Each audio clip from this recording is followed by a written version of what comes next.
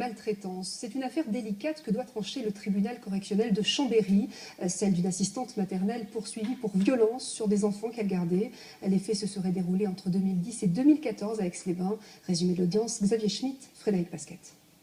Plus de 6 heures de débat pour une question centrale. La nounou frappait-elle les enfants qui lui étaient confiés à son domicile? C'est la conviction des parents de 8 enfants de moins de 3 ans.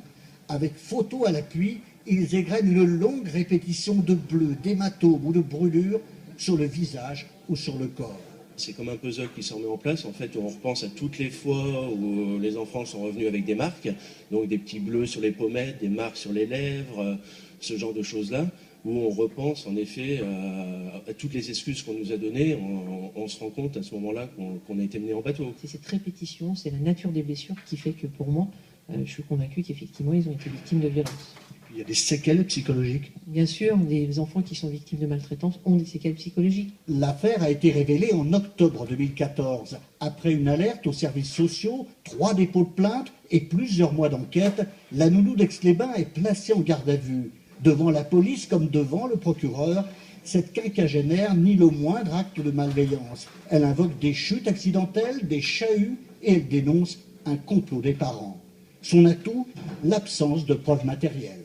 Aucun certificat médical qui relate le moindre coup, la moindre violence, la moindre blessure provoquée par ma cliente.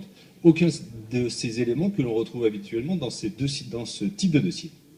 Donc, raison pour laquelle, effectivement, la relaxe s'impose. Très posée, très assurée, l'assistante maternelle a de nouveau nié toute violence envers les enfants. Je peux les gronder, mais je ne les frappe pas, a-t-elle répété à la barre du tribunal correctionnel. Le procureur a demandé 6 mois de prison avec sursis, avec une mise à l'épreuve de 3 ans et obligation de soins, assortie d'une interdiction d'exercer une activité professionnelle avec les mineurs.